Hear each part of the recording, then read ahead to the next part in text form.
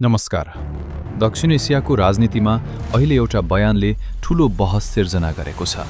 नेपालका प्रधानमन्त्री बालेन शाहले दिएको एउटा अभिव्यक्तिले नेपाल र भारत दुवैतर्फ चर्चा र विवादको वातावरण बनाएको छ।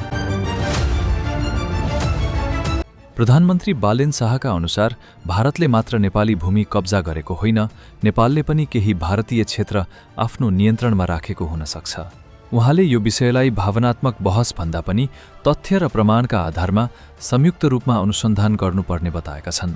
बालेन शाहले प्रधानमन्त्री बनेपछि मात्र यस विषयका केही तथ्यहरूबारे जानकारी पाएको दाबी समेत गरेका छन्। नेपाली कांग्रेस र नेकपी लगायत दलहरूले प्रधानमन्त्रीको भनाई संसदको अभिलेखबाट हटाउन, प्रमाण प्रस्तुत गर्न वा सार्वजनिक रूपमा स्पष्टीकरण दिन माग गरेका छन्। यता नेपाल सरकारको परराष्ट्र मन्त्रालयले भने अर्को व्याख्या दिएको छ। मन्त्रालयका अनुसार यहाँ उल्लेख गरिएको सीमा अतिक्रमण मुख्य रूपमा नो म्यान्स ल्यान्ड अर्थात् दुई देशको सीमाबीच रहेका त्यस्ता क्षेत्रहरू हुन् जहाँ दुवै देशका नागरिकहरू बसोबास तथा खेतीपाती गर्दै आएका छन्।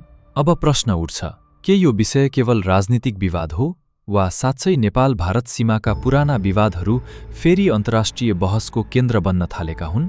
कालापानी, लिपुलेख र लिम्पियाधुरा जस्ता संवेदनशील क्षेत्रहरूको सन्दर्भमा यो बयानले आगामी दिनमा कस्तो प्रभाव पार्ला? तपाईको विचार के छ? कमेन्टमा आफ्नो धारणा अवश्य लेख्नुहोस्।